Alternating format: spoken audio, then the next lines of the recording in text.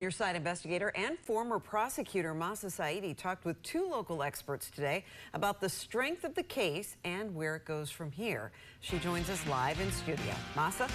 Stacey Keith, no cameras were allowed in the courtroom today, but reporters inside say that the judge was about 15 minutes late and that the mood was less tense than the prior arraignments.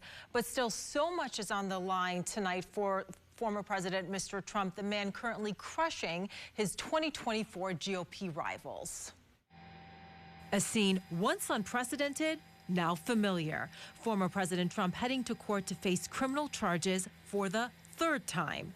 Once again, he pled not guilty to all counts. Soon after, telling reporters it's a sad day for America. This is a persecution of a political opponent. This is the persecution of the person that's leading by very, very substantial numbers in the Republican primary and leading Biden by a lot. But in 2020, Special Counsel Jack Smith says Mr. Trump lost to Biden. He knew it, and yet he plotted to stay in power. Smith says you can lie, but you can't pursue, quote, unlawful means of discounting legitimate votes by, for example, pressuring your VP to overturn the election. Like Smith, attorney John Fitzgibbons once worked at the DOJ's public integrity section. It's a powerful indictment. Powerful, Fitzgibbons says, because it's largely based on the testimony of those close to Trump. The former president's intent will be key. There are repeated and repeated and repeated witnesses that are described in the indictment as having told him, you've lost the election. Their theory is that the president of the United States knew in his mind that he lost the election. Attorney Patrick LeDuc represents a local January 6th defendant. He says for a conspiracy charge, you must have an unlawful purpose.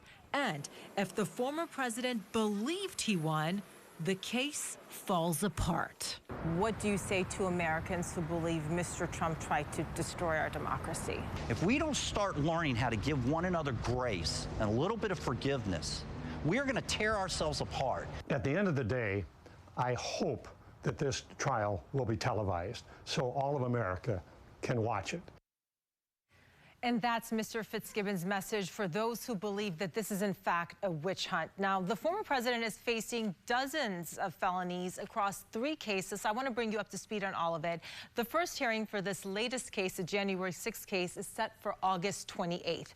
The other federal case that went down last month has to do with Mr. Trump's alleged mishandling of classified documents, and that already has a trial date set for next May 20th. Then there's that state case out of New York. Mr. Trump accused of trying to cover up a sex scandal during the 2016 election. A trial date has been set there as well, and that is for next March. Stacey Keith. So, Mahsa, what are the conditions of today's release? Much like the conditions we have seen in the past, the judge said that Mr. Trump must not violate any federal or any state laws. He must appear in court as scheduled, of course, and he cannot communicate with anyone that he knows to be a witness except through his attorneys.